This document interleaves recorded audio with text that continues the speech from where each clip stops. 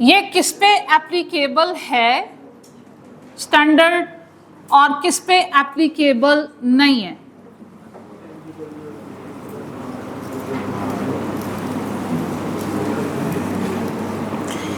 ये बेटे एप्लीकेबल है पीपी के लिए, चाहे पीपी आपकी कॉस्ट मॉडल पे है या फिर फेयर वैल्यू मॉडल पे। In both cases impairment loss standard number 36 इसकी एप्लीकेशन पीपीई पे 100% एप्लीकेबल होगी, फोर्सफुल है। आइदर आप उसके लिए कॉस्ट मॉडल यूज कर रहे हो या फिर फेयर वैल्यू मॉडल। जहां तक बात है बेटे आपकी आईपी की, अगर आईपी हाँ खुद सोचें, अगर आईपी आपका कॉस्ट मॉडल पे है तभी इम्पेयरमेंट लॉस की एप्लीकेशन होगी।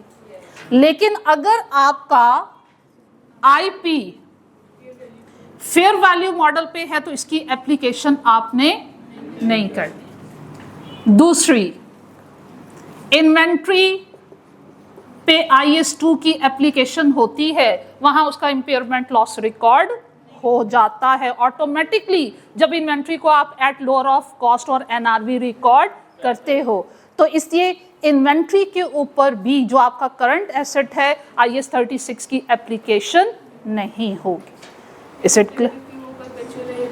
हाँ, इररिस्पेक्टिव की इन्वेंट्री के लिए परपेचुअल मेथड है, पीरियोडिक है, जो भी मेथड आप यूज कर रहे हो, इन्वेंट्री पे IS 36 की एप्लीकेशन नहीं होती। क्या ये बात याद रहेगी? ओके जनाब, एक स्टेप और आगे चलते हैं।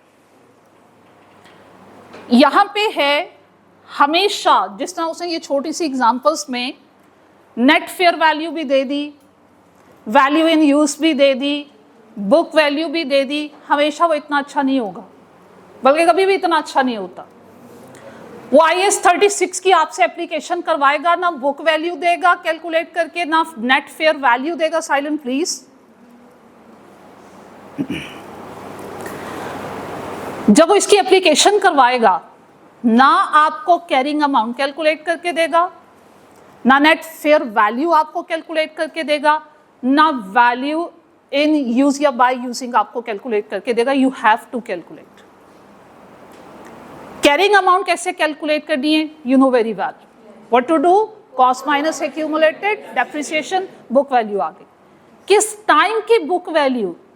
जिस टाइम में आप कंपैरिजन कर रहे हो, रिवैल्यूएशन हो रही है और इम्पेयरमेंट लॉस की कैलकुलेशन हो रही है, उस टाइम की आपके पास बुक वैल्यू होनी चाहिए। और ये आपका जो कंपैरिजन है वो ईयर के स्टार्ट में भी हो सकता है, ड्यूरिंग द ईयर भी हो सकता है और ईयर एंड पे भी हो सकता है। ओके हो गया? वैल्यू इन यूज में स्टूडेंट को एक प्रॉब्लम आता है, उसे मैंने यहाँ आज हम डिटेल में डिस्कस करते हैं कि if value in use is not given in the question, how to calculate it. ठीक है, उसके लिए एक कॉन्सेप्ट होता है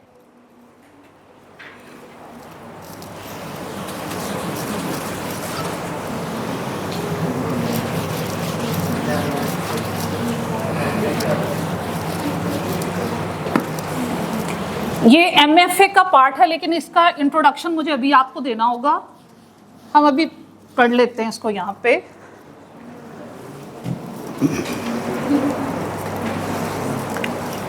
value in use is basically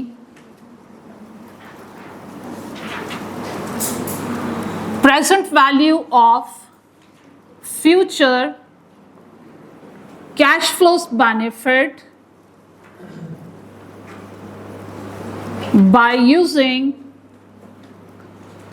non current asset. Future में हम नॉन करंट एसेट को यूज करेंगे तो जो फ्यूचर में हमें वो बेनिफिट देगा उसकी प्रेजेंट वैल्यू। अब ये प्रेजेंट वैल्यू क्या होती है, फ्यूचर कैश फ्लोज क्या होते हैं, इसका इंट्रोडक्शन लीजिएगा बेटे। ठीक है, ये मैं इरेज नहीं करूंगी क्योंकि ये मैंने अपने हैंड्स आउट में बहुत डिटेल में नहीं लिखा हुआ है, ये आपको यही समझाएंगे, बुक में भी इतनी डिटेल में ये बातें नहीं होंगी। देखो, एक कॉन्सेप्ट होता है, उसे कहते हैं time value of money, TVM। TVM concept कहता है कि with the passage of time money की वैल्यू में चेंज आता है। क्यों आता है? मनी कभी डिवैल्यूएट होती है, कभी अप्रिशिएट होती है, कभी डेप्रिशिएट होती है। रीजन क्या है? सबसे मेजर रीजन क्या है? इन्फ्लेशन। इसके अलावा भी बहुत सारे रीजंस होते हैं, उन रीजंस को हमने एक रेट में एक्यूमुलेट कर दिया और उस रेट को कहते हैं कॉस्ट ऑफ कैपिटल। ये कॉन्सेप्ट कहता है with the passage of time money की वर्थ में वैल्यू में चेंज आता है by a constant rate and that constant rate is called cost of capital. और कॉस्ट ऑफ कैपिटल में बहुत सारे फैक्टर्स इंक्लूड है, वो वहीं जाके डिटेल में पढ़ेंगे। आपने यहाँ पे सबसे मेजर कंपोनेंट ही याद रखना है और वो क्या है, इन्फ्लेशन। महंगाई होती है, जिस मुल्क में जितनी ज़्यादा महंगाई होती है उस मुल्क की करेंसी उतनी ज़्यादा डिवैल्यूएट हो जाती। आज हमने कोई चीज़ 100 रुपीज़ में परचेज की है, कल वही चीज़ हमें 150 की मिल रही होगी आफ्टर 1 ईयर। इसका मतलब है जो आज के 100 रुपये हैं एक साल के बाद के 150 के इक्वल चीज़ की कीमत बढ़ गई। आज का 100 रुपया एक साल के बाद के 150 रुपये के इक्वल है। मेरी होम करेंसी क्या हो रही है, डिवैल्यूएट हो रही है। यहाँ आपके सामने एक टाइम स्केल मैं ड्रॉ करने जा रही हूँ। ये टाइम स्केल है ना, इस पर टाइम मेंशन करना है, इसलिए मैं इसको क्या लिखने जा रही हूँ, टाइम स्केल। ये 0 से, जितने भी स्केल्स हैं 0 से स्टार्ट होते हैं, 1 2 3 4 5 6 ऑनवर्ड। अब देखो जहां 0 लिखा हुआ है ये फर्स्ट ईयर का स्टार्ट है, जहां 1 लिखा हुआ है ये फर्स्ट ईयर का एंड है और सेकेंड ईयर का स्टार्ट है। एसेट हमने आज खरीदा है but for future use. Impairment loss में आज कैलकुलेट कर रही हूं, लेकिन उसके लिए जो मैं वैल्यू ले रही हूं, वैल्यू इन यूज कब करना है, फ्यूचर में। क्या फ्यूचर वैल्यू का कंपैरिजन जब इन्फ्लेशन होता है, फ्यूचर वैल्यू का कंपैरिजन आज की वैल्यू के साथ हो सकता है? नो। इसके लिए हम क्या करते हैं, जो फ्यूचर में बेनिफिट होना है उसके आज के दिन में क्या वर्थ है ये आपको कैलकुलेट करनी होगी, अदरवाइज कंपैरिजन लॉजिकल नहीं होगा। अब देखो आज के दिन में जो मनी की, अच्छा ये कॉन्सेप्ट कहता है मनी की 2 वैल्यूज होती हैं, प्रेजेंट वैल्यू जो आज के दिन में और एक स्पेसिफिक टाइम पीरियड के बाद जो वैल्यू हो जाएगी उसे कहता है फ्यूचर वैल्यू। प्रेजेंट वैल्यू को मैं एब्रीवेट करूंगी पीवी से और फ्यूचर वैल्यू को एब्रीवेट करेंगे विद एफवी। अगर हम प्रेजेंट वैल्यू में कॉस्ट ऑफ कैपिटल को ऐड कर दें तो बेटा जी मेरे पास आती है फ्यूचर वैल्यू, और अगर फ्यूचर वैल्यू में से कॉस्ट ऑफ कैपिटल को मैं माइनस कर दूं तो मेरे पास क्या आती है, प्रेजेंट वैल्यू। अब ये कैसे कैलकुलेट करें, इसके लिए एक छोटी सी एग्जांपल समझिएगा। देखो बेटे फर्ज करो मैंने आज के दिन, और आज के दिन को हम रिप्रेजेंट करते हैं 0 से, मैंने कर्जा लिया है भाई 10,000 का और इंटरेस्ट का रेट है 10%। 3 सालों के लिए कर्जा लिया है और वो हमसे पूछता है बताओ 3 सालों के बाद कितना कर्जा वापस करोगे। भाई मुझे उस पर क्या पे करना पड़ेगा, इंटरेस्ट। क्यों, बिकॉज ऑफ दिस फैक्टर। अगर मनी डिवैल्यू ना होती इंटरेस्ट ना होता। अब ये देखो इंटरेस्ट कितना बनेगा, 10,000 का 10% कितना हुआ, सॉरी 10,000 का 10% कितना हुआ इंटरेस्ट। पहले साल मुझे कितना इंटरेस्ट देना है, 1,000। दूसरे साल इंटरेस्ट कितना होगा, 1,000। तीसरे साल का इंटरेस्ट कितना होगा, 1,000। टोटल इंटरेस्ट कितना हो गया, 3,000। ये टोटल इंटरेस्ट हो गया। अब मुझे फ्यूचर में क्या वापस करना है, प्रेजेंट वैल्यू जो मैंने प्रिंसिपल अमाउंट बोरो की वो भी, प्लस इस पे मुझे क्या पे करना है, इंटरेस्ट। और इंटरेस्ट कितना है, 3,000। कितना बना, मुझे फ्यूचर में 13,000 वापस करना है। इसको समझो, अब मैं इसका फॉर्मूला बनाने जा रही हूँ। देखो इंटरेस्ट हमने यूं कैलकुलेट किया, प्रेजेंट वैल्यू प्रिंसिपल अमाउंट को डिनोट कर देते हैं P से, प्रेजेंट वैल्यू प्रिंसिपल अमाउंट जो कर्जा लिया, मैं अपने फॉर्मूला में उसको एब्रीवेट करूंगी P से, और स्मॉल r से मैं रिप्रेजेंट कर रही हूं इंटरेस्ट के रेट को, और जनाब टाइम पीरियड इन ईयर्स।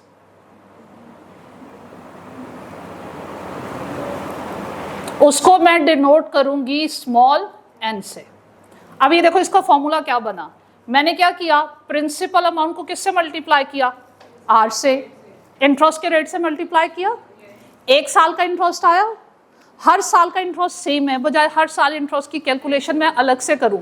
अगर मैं 1000 को 3 से मल्टीप्लाई कर दूं नंबर ऑफ ईयर से, क्या मेरे पास इंटरेस्ट आता है? यस। हमने क्या किया, ये n से मल्टीप्लाई किया, इंटरेस्ट आ जाएगा टोटल। प्रिंसिपल अमाउंट भाई 10,000, रेट कितना है 10%, n कितना है 3, ये डायरेक्टली मेरे पास क्या आ गया, टोटल इंटरेस्ट 3000। आगे बढ़िए, फ्यूचर वैल्यू का फॉर्मूला बनाते हैं। हमने कहा प्रेजेंट वैल्यू में इंटरेस्ट को क्या करें, ऐड कर दें। ठीक है भाई, प्रेजेंट वैल्यू को मैंने P से डिनोट किया, इंटरेस्ट का मैंने फॉर्मूला लिखा PRN। यहां तक समझ आ रहा है? आगे बढ़े, मैथ्स आता है, P को कॉमन ले लेते हैं, पीछे क्या बचा 1 + RN। अब अगर हम इस फॉर्मूला की एप्लीकेशन करेंगे डायरेक्टली, हमारे पास क्या आएगी, फ्यूचर वैल्यू। प्रिंसिपल अमाउंट कितनी है 10,000, 1 प्लस रेट कितना है 10%, n कितना है 3। तो देखो जब इसको सॉल्व करोगे डायरेक्टली आपके पास फ्यूचर वैल्यू का आंसर क्या आएगा 13,000। Is it clear up to this point? आगे बढ़ते हैं। हमने भाई फ्यूचर वैल्यू का फॉर्मूला भी लर्न कर लिया और इंटरेस्ट का फॉर्मूला भी लर्न कर लिया। आगे बढ़िए, अगर मैं आपसे कहूँ फ्यूचर वैल्यू क्वेश्चन में गिवन है और प्रेजेंट वैल्यू फाइंड आउट करो, कैसे करोगे? आप कहोगे कि अगर आपको प्रेजेंट वैल्यू चाहिए प्रिंसिपल अमाउंट, तो फ्यूचर वैल्यू को डिवाइड कर दो, किससे 1 + R × n। अच्छा भाई करके देखते हैं। हमारे एग्जाम्पल में फ्यूचर वैल्यू कितनी है 13,000, डिवाइडेड बाय 1 + R कितना है 10%, n कितना है भाई 3 है। करके देखो आपके पास डायरेक्टली किसका आंसर आता है 10,000।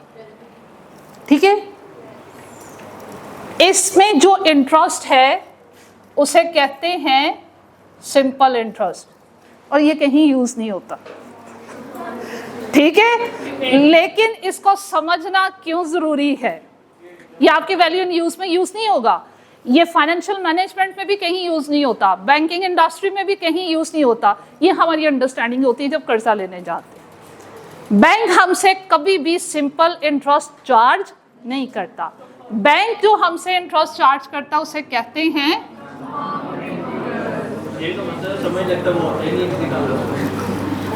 अच्छा तुम लोग कितने चालाक हो, मीसते हो, मुझे तो याद ही नहीं। आप तो क्यूटी का सब्जेक्ट पढ़ के आए हो। वही ना, QM हो गया, उसमें तो ये चीजें बहुत अच्छे से पढ़ी हुई हैं। अच्छा चुप करके बैठो, टीचर का टाइम वेस्ट होता जाए। भूल गए मैं, फिर इसको वाइंड अप कर दूं भाई। फिर तो ये कॉन्सेप्ट आपने बहुत अच्छे से पढ़ा हुआ है। मैं चालाक नहीं कहती, मीसते हो तुम लोग। ये एन्यूटी पढ़ी हुई है, वहां पे मुझे याद आया परपेचुटी पढ़ी हुई है, डिलेड एन्यूटी, परपेचुटी, एडवांस, और ये वो सब पढ़ा हुआ। बेटा जी 20 सालों में मैंने सारे सब्जेक्ट्स पढ़ाए हैं, इसे सबका सिलेबस पता है मुझे। अच्छा चलो रिमाइंडर देते हैं आपको, थोड़ा सा आप ऐड कीजिएगा। ठीक है, कंपाउंड इंटरेस्ट में क्या होता है? चलें जी, be attentive here again. Compound interest में इसके ऑपोजिट क्या होता है? 10,000 का कर्जा लिए 10% पहले साल का इंटरेस्ट कितना बना 1,000। दूसरे साल क्या करेंगे? अब ये तो याद होगा ना। यस, कंपाउंड, हमें ना सिर्फ प्रिंसिपल अमाउंट पे इंटरेस्ट पे करना पड़ता है, बल्कि इंटरेस्ट पे भी ऑनवर्ड ईयर में इंटरेस्ट पे करना पड़ता है। ठीक है, तो भाई नेक्स्ट ईयर में किस पे होगा? 11,000 का कितने परसेंट, कितना हो गया 1100। थर्ड ईयर में क्या होगा 1 to 100 का 10% कितना हुआ भाई 1 to 10। टोटल कितना हो गया 3310। यहाँ फ्यूचर वैल्यू किस तरह आएगी 10,000 + 3310, ये आपके पास आएगी 13,310। Is it? पाकिस्तान को यही प्रॉब्लम है, IMF से कर्जा लेते जाते हैं, इंस्टॉलमेंट की बारी पे करने की आती नहीं, बिकॉज ऑफ कंपाउंडिंग, रिटर्न नहीं कर रहे, कंपाउंडिंग इफेक्ट बढ़ता चला जा रहा है, हमारा इंटरेस्ट ही इतना ज़्यादा एक्यूमुलेट हो चुका है। इस्लाम में इसीलिए इन चीज़ों को मना किया गया। आगे बढ़ते हैं भाई, जब कंपाउंड इंटरेस्ट हो तो बेटा जी प्रेजेंट वैल्यू और फ्यूचर वैल्यू के फॉर्मूला में माइनर सा चेंज आता है, और वो क्या आता है future value is equal to present value into 1 + R, और n किस में चला जाता है पावर में, क्योंकि 1 का मतलब क्या है इंटरेस्ट ने ना सिर्फ कैलकुलेट होना है बल्कि पहले प्रिंसिपल अमाउंट में ऐड होना है, फिर ऑनवर्ड ईयर का इंटरेस्ट आएगा। ऐसे ही है। तो चलिए भी इसकी एप्लीकेशन करते हैं। प्रिंसिपल अमाउंट हमारे पास कितनी 10,000, 1 प्लस आर कितना 10%, कितने ईयर्स के बाद का फाइंड आउट करना है? After 3 years. कितना हुआ भाई? आपके पास ऑटोमेटिकली कितना आएगा? 13310। और प्रेजेंट वैल्यू का क्या पड़ा हुआ है? Future value into 1 plus r power minus n. जब फ्यूचर वैल्यू की तरफ जाते हैं एन पॉजिटिव, जब प्रेजेंट वैल्यू की तरफ आते हैं एन नेगेटिव। ये डिस्काउंटिंग क्या होती है?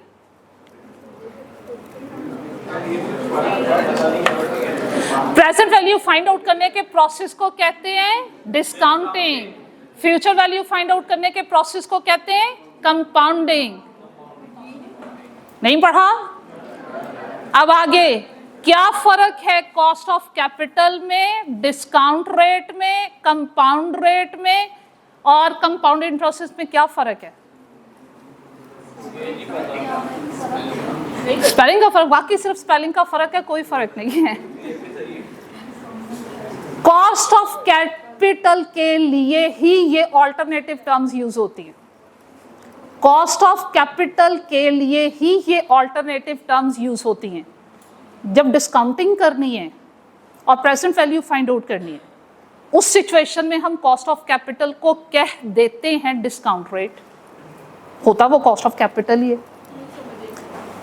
जब हमने डिस्काउंटिंग करनी होती है, फ्यूचर वैल्यू से प्रेजेंट वैल्यू की तरफ जाना होता, तो तब हम कॉस्ट ऑफ कैपिटल को नाम देते हैं डिस्काउंट रेट का, नाम बदल जाता है। और जब आपने कंपाउंडिंग करनी होती है, प्रेजेंट वैल्यू से फ्यूचर वैल्यू की तरफ जाना होता है, तो कॉस्ट ऑफ कैपिटल का नाम बदल जाता है, उसे कहते हैं compound rate. Is it clear now? R की बात और वो ही आपका कंपाउंड इंटरेस्ट रेट होता है। क्लियर हो गया? चलो आइए एग्जांपल नंबर 5, पेज नंबर 159, जल्दी। मैं थोड़ा सा साइड कर दूं। चलो